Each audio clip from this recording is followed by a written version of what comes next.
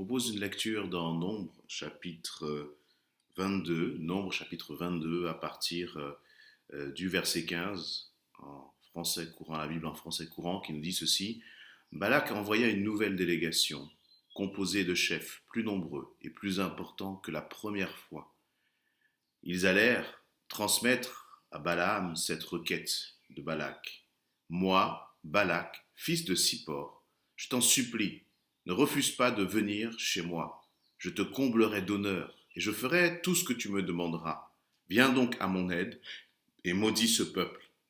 Mais Balaam répondit aux envoyés de Balak, même si Balak me donnait tout l'argent et l'or dont son palais est plein, je ne pourrais en rien désobéir aux ordres du Seigneur mon Dieu. Pourtant, restez ici cette nuit, vous aussi, et je saurai ce que le Seigneur veut encore me communiquer. Durant la nuit, Dieu vint dire à Balaam, si ces hommes sont venus t'inviter à les accompagner, pars avec eux. Cependant, tu devras faire uniquement ce que je t'indiquerai. Au matin, Balaam sella son ânesse et partit avec les chefs moabites. Le départ de Balaam provoqua la colère de Dieu. Amen. Voilà, je vais m'arrêter là pour cette lecture, mais c'est un chapitre très très intéressant et que je vous invite à lire vraiment dans sa totalité.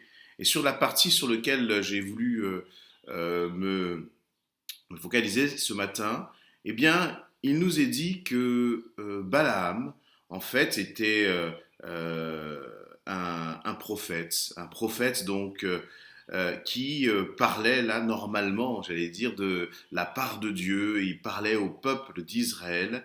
Et c'est un prophète qui avait une réputation telle que le roi Balak, qui régnait à ce moment-là, était effrayé parce qu'il entendait la réputation du peuple d'Israël, qui était à cette époque-là un peuple conquérant, victorieux. Et donc ce roi va envoyer des hommes vers Balaam. Et il va dire à ces hommes, vous allez voir Balaam, vous allez le ramener, et vous, comme ça, il va maudire le peuple d'Israël, afin que je puisse être vainqueur sur ce peuple. Et bien sûr, c'était une absurdité de penser qu'un prophète d'Israël établi par Dieu pouvait maudire le peuple de Dieu. Mais c'est ce que, en tout cas, ce roi va faire. Et ce roi, eh bien, Balak, va envoyer ses hommes, et ces hommes vont commencer à faire de belles promesses à Balak, en lui disant, eh bien, si si tu viens avec nous, eh bien, nous t'offrirons des richesses et des honneurs. Et une première fois, eh bien, le prophète va rejeter cette demande en disant qu'il n'est pas possible que Dieu accepte cela, et en disant, mais donc je ne me déplacerai pas avec vous. Et puis, le roi va insister. Il va, j'allais dire, augmenter encore les honneurs qu'il était prêt à donner à ce prophète. Il va augmenter la flatterie qu'il était prêt à lui donner. Et puis finalement, ce roi va inviter ces hommes à dormir chez eux. Et va leur dire, eh bien écoutez, restez là quelque temps, le temps que Dieu me parle, et puis nous verrons. Et ce qu'il s'est passé, réaction quand même assez surprenante de premier abord, c'est que, eh bien, Dieu va dire à Balaam, écoute Balaam, eh bien, pars avec ces hommes. Et là, sans tarder, eh bien, le prophète va suivre ces hommes, il va partir avec eux. Et il nous est dit à ce moment-là que la colère de Dieu va être provoquée par le départ de Balaam. Combien de fois Dieu nous parle? Il nous parle d'une façon claire, d'une façon, j'allais dire, extrêmement limpide. Et pourtant, nous nous disons que nous prions pour chercher la volonté de Dieu. Et combien de fois, eh bien, prier devient non pas le fait pour nous de chercher en réalité la volonté de Dieu, mais prier devient pour nous comme un alibi pour faire ensuite ce que nous voulons faire, ce que nous avons envie de faire. Jésus va prier en disant aux disciples, lorsqu'il leur enseigne à prier, que la volonté de Dieu soit faite. Et vraiment, prier, ce n'est pas chercher à ce que nous voulions que les choses soient faites comme nous voulons, mais c'est faire en sorte que ce que Dieu veut s'accomplisse dans nos vies ou à travers nous. Et vous voyez, ce prophète, Balaam, justement, il a essayé, pourtant il avait une réponse claire du Seigneur. Le Seigneur lui avait dit, eh bien, qu'il était hors de question qu'il aille et qu'il parte avec ces hommes. Ces hommes sont revenus à la charge. Et vous voyez, Satan, il a une qualité, c'est qu'il est extrêmement patient. Satan est persévérant. Et si nous ne sommes pas fermes dans nos intentions, si nous ne sommes pas fermes dans nos convictions, eh bien, à ce jeu-là, nous serons perdants. Des fois, parfois, nous cherchons, des réponses, alors que les réponses, elles sont extrêmement claires. Elles sont claires dans la Bible, des réponses sur la façon de trouver un époux, une épouse, des réponses sur la façon d'éduquer, par exemple, nos enfants, des réponses sur une décision à prendre dans un projet.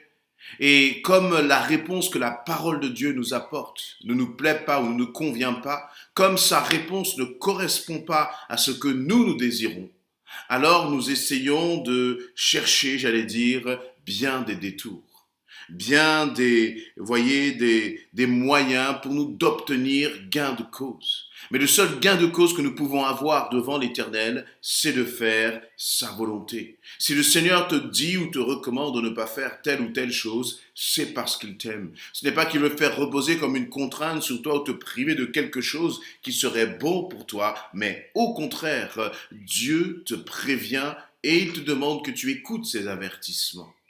Alors finalement, eh bien, Balaam va un peu comme insister, va laisser ses hommes dormir chez lui une nuit.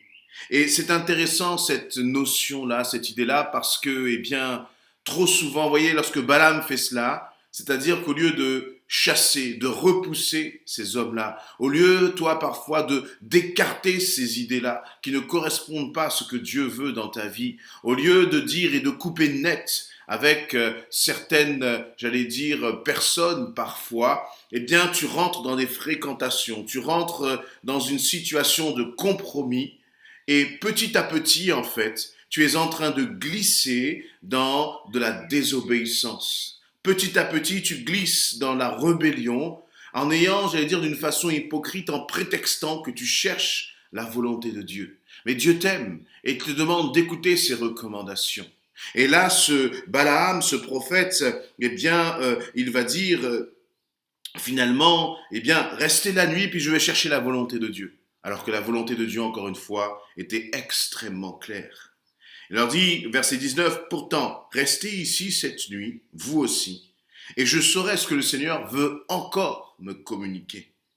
Et donc, eh bien, ces hommes-là sont restés là, il va parler à Dieu, et il dira, eh bien, je ferai uniquement ce que tu m'indiqueras. On peut dire des choses avec notre bouche.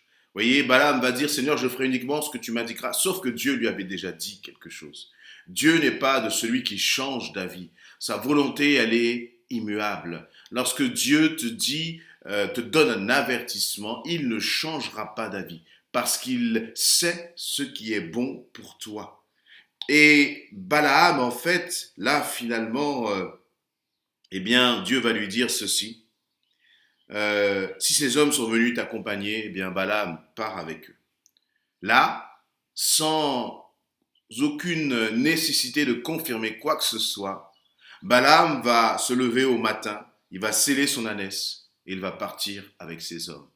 Il aurait pu pourtant se dire, eh bien Seigneur, tu as dit cela, mais je veux encore une confirmation. Vous voyez, très souvent, lorsque les choses ne nous plaisent pas, lorsque les réponses de Dieu ne nous plaisent pas, nous demandons confirmation. Là, comme la réponse de Dieu allait dans le sens que Balaam voulait, il n'a demandé aucune confirmation. Il a scellé son ânesse, il s'est levé et il est parti. Et lorsqu'il est parti, eh bien, cela a provoqué la colère de Dieu. Parce que tout de suite, la réaction, en fait, de Balaam a révélé ce qu'il avait au fond de ton cœur. Lorsque tu viens demander au Seigneur,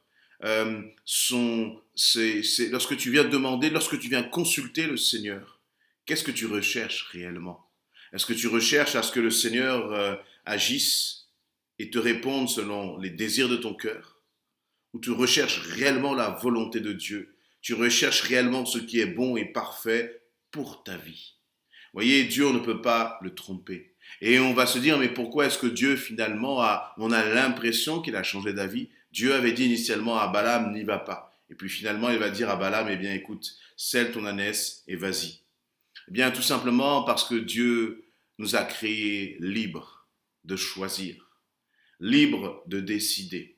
Et là, on passe, j'allais dire, dans la recommandation de Dieu à la liberté que toi et moi, nous avons de choisir. Si tu veux pécher, soyons clairs, Dieu ne t'empêchera pas de le faire. Mais il t'avertira. Et toi seul, tu seras responsable des actes qu'ensuite tu poseras. Et c'est là exactement ce qui s'est passé. Mais malgré cela, on voit quand même que Dieu a fait grâce à Balaam en parlant d'une façon extraordinaire à travers l'âne de cet homme. Ne soyons pas de ceux qui sont rebelles à la volonté de Dieu. J'allais dire, n'incitons pas Dieu, ne poussons pas Dieu à parler à travers un âne. Ne provoquons pas la colère de Dieu à travers notre désobéissance, qui est parfois bien souvent teintée d'hypocrisie. Mais simplement faisons ce que le Seigneur nous recommande de faire. Parce que s'il le fait, c'est pour ton bien, c'est pour mon bien. Et pour éviter aussi de nous retrouver dans des situations qui sont parfois tellement compliquées, tellement compliquées. Voilà, soyez bénis, marchez vraiment dans la volonté de Dieu et rien d'autre. Soyons simplement des amoureux de l'obéissance à Christ. Soyez bénis, Amen.